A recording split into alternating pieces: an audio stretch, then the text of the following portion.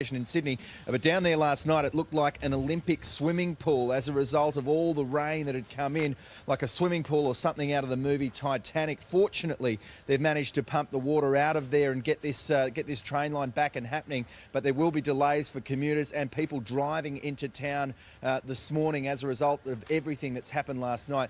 Let me put this in context for people. There have been winds of up to 160 k's an hour, 110 mils of rain and more, 1,200 plus calls to the SES last night for all sorts of things. Things like trees going down onto cars in Leichhardt, trees falling across roads. We had 30,000 homes without power last night as well. And the SES, those volunteers, have just worked throughout the entire night to get things back on track. Now this morning, once the light comes up, they'll obviously get a better sense of other areas where there've been damage to homes, where walls have fallen, that sort of thing that they're going to try and get on top of. But this swept right across the city.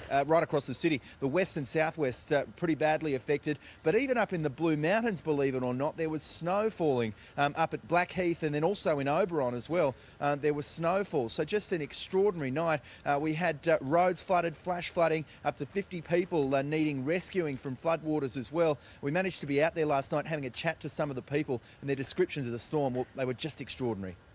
No, I'm actually pretty excited about this, to be honest. Doesn't happen every day. It was frightening because it's just like the power just went completely blank and there was just this huge crash and We were dodging wheelie bins. They were literally floating across the road in front of us. I've never seen anything like it.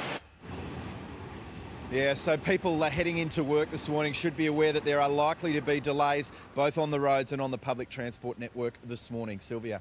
Chris, thank you. Commuters are also being warned of likely delays on more destructive winds to the Hunter region.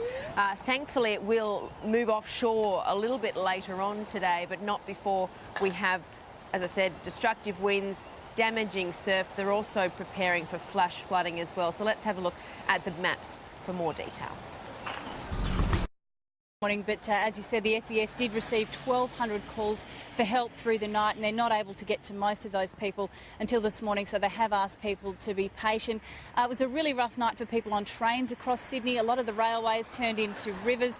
At Bexley North, there were up to 50 people stranded on a train that had to be rescued by emergency crews who had real trouble getting to them through those floodwaters. It was not until 1 a.m. that everybody was off the train, so a long and sleepless night in Sydney for many reasons. The Blue Mountains is still almost impossible to cross today from the west. The roads and railways are closed, and also more than 50 people had to be rescued from flash flooding in their cars overnight as well. And the SES has just asked people to be patient. They will get to them as soon as they can today, Nash. OK, thanks, Sophie. Looking at those snow shots in the Blue Mountains, pretty amazing. Eddie.